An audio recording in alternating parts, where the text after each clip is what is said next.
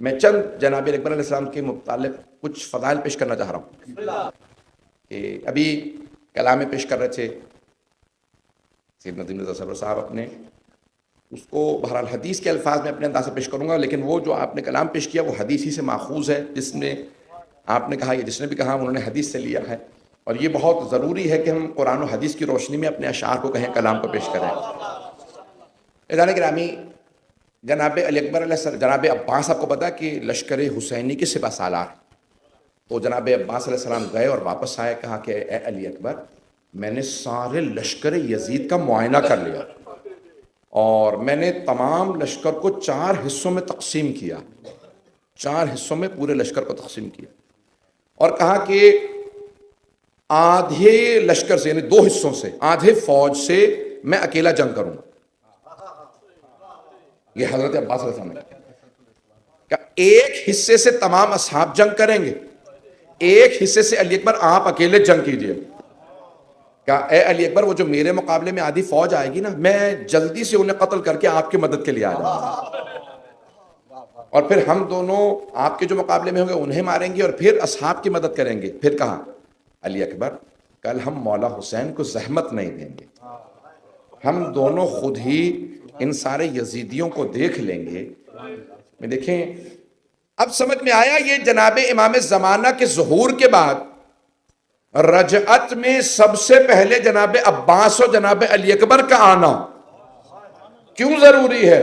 کیونکہ وہ دنیا کے تمام افراد جو کہتے ہیں 2 افراد کتنی جنگ کر لیتے، یہ 2 آ کے بچائیں گے، کہ اگر ہمیں کربلا میں اجازت ملتی تو ہم کیسے جنگ کرتے، رجعت میں واپس تشریف لائیں گے، اور پھر جنگ کر کے جناب عباس علیہ السلام بتائیں گے جناب علی اکبر علیہ السلام کہ کیسی جنگ کرتے۔ عزیزان گرامی، جناب علی اکبر علیہ السلام کی شجاعت، میں نے صرف یہ آپ کو چند مثالیں پیش کر رہا ہوں۔ پہلی شجاعت، بے انتہا شجاعت، دوسری سخاوت،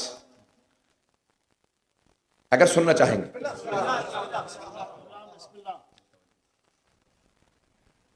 میں بھی دیکھ رہا ہوں سارا مجمع میرے ساتھ اس وقت پوری توجہ کے ساتھ موجود ہے۔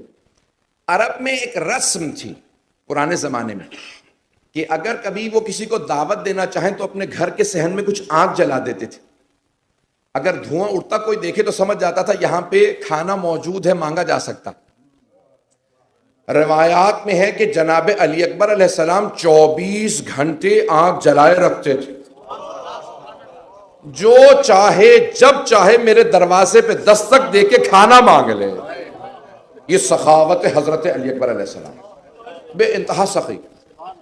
یہ سخاوت میں شجاعت بھی میں نے کوشش کی کہ ایک اکثر جلیلی پہلو پیش کروں گا، ایک شجاعت کا، ایک سخاوت کا پہلو، اور ایک ان کے علم سے متعلق پہلو پیش کرنا چاہتا ہوں۔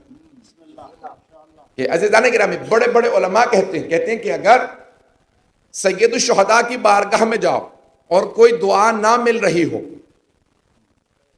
وہ جانتے ہیں مصلحت کیا ہے، عطا کرنا ضروری ہے، جائز ہے، صحیح ہے، نہیں ہے، مصلحت تو وہی جانتے، نہیں پہنچا پایا۔ دیکھیں بچہ آپ سے کہتا ہے مجھے آگ دے دیجئے، آپ کہتے ہیں نہیں، بچے کے لیے آگ نقصان دہ ہے، بچہ مانگ رہا ہے، ضد بھی کر رہا ہے، رو بھی رہا، اب یہ ماں باپ کو پتا ہے اس کے لیے نقصان دہ ہے۔ کئی مرتبہ ہم ایسے ہی مانگ رہے ہوتے ہیں، ہمیں نہیں پتا ہوتا، انہیں پتا ہے کیا عطا کرنا ہے، کیا عطا نہیں کرنا۔ پتہ نہیں بات پہنچ رہی نہیں پہنچ رہی؟ جانے گرامی، اللہ نے جنہیں حجت بنایا ہو وہ ایسے ویسے نہیں ہوتے، یہ حجت خدا۔ تو اب اگر علماء کہتے ہیں کہ بہت تمنا ہے کسی شے کی اور جناب سید الشہداء کی بارگاہ میں مانگ رہے ہو، وہاں نہیں ملتا، تو کہا کہ ایک مرتبہ جناب علی اکبر سے دستخط لے لو، جناب علی اکبر علیہ السلام سے دستخط لے لو، مولا حسین رد نہیں کریں گے۔ آپ نے دیکھا نا سفارش لکھواتے ہیں تو اگر کسی بڑی شخصیت کے دستخط ہوں تو جس کے پاس سفارش جاتی ہے وہ رد نہیں کرتا، وہ کہتے ہیں پہلے جناب علی اکبر کو راضی کرو کہ بابا سے کہہ دے، اگر جناب علی اکبر فرمائش کریں تو مولا حسین کبھی رد نہیں کرتے۔ اور مرحوم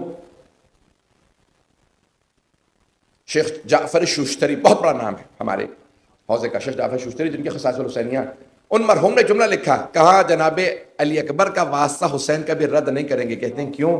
کہا اگر جناب علی اکبر مدینے میں موسم کے نہ ہوتے ہوئے انگور مانگ لیں. پتہ نہیں بات پہنچی یا نہیں پہنچی, واقع ذہنوں میں آیا؟ بے موسمی انگور مانگے, موسم نہیں تھا انگور کا. جناب اکبر نے کہا بابا میرا انگور کا جی کر رہا. سید الشہداء نے اشارہ کیا جنت سے انگوروں کا. دستہ اترا کہ علی اکبر کو انگور چاہیے. وہ حسین جو جناب اکبر کی فرمائش کو رد نہ کریں, کیسے ممکن ہے کہ ان کے دستخط شدہ آپ کاغذ کو پیش کریں, رکے کو پیش کریں اور سید الشہداء قبول نہ کریں؟ تو کہ انہیں راضی کر لیں, مولا حسین راضی ہو جائیں گے.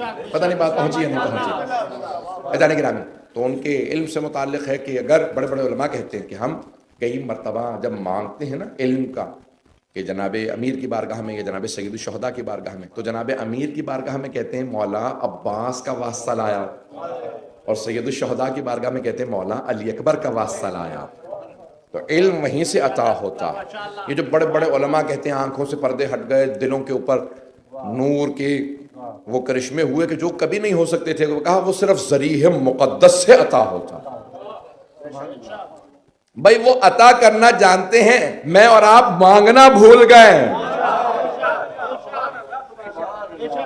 انہیں عطا کرنا آتا ہے, ذرا مانگ کے دیکھیے, وہ عطا کرنا جانتے ہیں. میں نے وعدہ کیا تھا بہت طولانی مجلس نہیں پڑھوں گا. اذان گرامی, جتنے پہلوؤں سے جناب علی اکبر علیہ السلام کو دیکھیں گے کہ جو جناب سید الشہداء کے لعاب دہن کو چوس کے, زبان کو چوس کے جوان ہوئے ہوں, کہ جب بھی جناب امیر کہتے تھے نا سلونی سلونی قبل ان تفقدوا, جو پوچھنا ہے پوچھ لو اس سے پہلے کہ تم کھودو, کہ ھذا لعاب رسول اللہ, وہ جو پہلے دن رسول خدا نے زبان چسائی تھی, یہ اس کا اثر ہے. یعنی جناب امیر تکبر نہیں کرتے, بلکہ جناب رسول خدا کو بھی شامل کرتے ہیں اپنے فضائل میں, تاکہ کوئی یہ نہ کہے کہ علی نے معاذ اللہ گھمنڈ سے کہا. نہیں, کہا کہ میں جناب رسول خدا کو بھی اپنے فضائل میں شریک کرتا ہوں. ویسے ہی جناب علی اکبر علیہ السلام زبان جناب سید الشہداء چوستے تھے. اذان گرامی, ایک آخری پہلو اور پیش کرنا چاہتا ہوں اس سے پہلے کہ میں مصائب کی طرف آؤں, کہ جناب اکبر کی شجاعت ان کا انہی کی میراث ہے, علم انہی کی میراث ہے, خوبصورتی انہی کی میراث ہے, سخاوت انہی کی میراث ہے. لیکن ایک پہلو کو پیش کر رہا ہوں کہ کم پڑھا جاتا ہے ان پہلوؤں پہ. اذان گرامی, یہ جو اپنے فیملی کی پرواہ کرنا, خاندان کی پرواہ کرنا, کئی لوگ ہوتے ہیں کہ جن کے پاس سب کچھ ہے نا, تو بعض اوقات ان میں گھمنڈ آ جاتا ہے. اب میں کچھ ہوں جو سب کچھ ہوتے ہوئے سب کچھ ماں پہ بہنوں پہ قربان کر دے. پتہ نہیں پہنچا پایا ہوں یا نہیں. میں جانتا ہوں مصائب کا پہلو ہے. سب کچھ ہوتے ہوئے جناب اکبر کے پاس سب کچھ تھا, قربان کس پہ کیا؟ بابا پہ, ماں پہ, پھپھیوں پہ, بہنوں پہ. اذان گرامی, قربانی دینا, اتنی بڑی قربانی دینا بڑا مشکل کام ہوتا ہے, بہت مشکل کام. لیکن اس قربانی کے اندر اگر آپ جناب اکبر علیہ السلام کو دیکھیں, امام معصوم کبھی بھی کسی کو واجب سے نہیں روک سکتے. جہاد واجب ہے, اور اگر امام معصوم موجود ہوں, ان کے خلاف جنگ ہو رہی ہو, ان کا دفاع سب پہ واجب. جناب اکبر علیہ السلام نے کہا بابا جان اجازت ہے, میں جہاد کے لیے جانا چاہتا ہوں. جناب سید الشہداء یہ نہیں فرماتے کہ نہیں, فوراً کہا ہاں بیٹا میری طرف سے اجازت ہے, واجب ہے. حجت خدا تھے, کوئی تکلف تعارف نہیں ہے کہ بھئی ٹھیک ہے, نہیں آپ میرے لال, نہیں میں جہاد سے نہیں روکوں گا, واجب ہے. لیکن بیٹا بھائی سے, ماں سے, پھپھی سے اجازت لے لیجیے.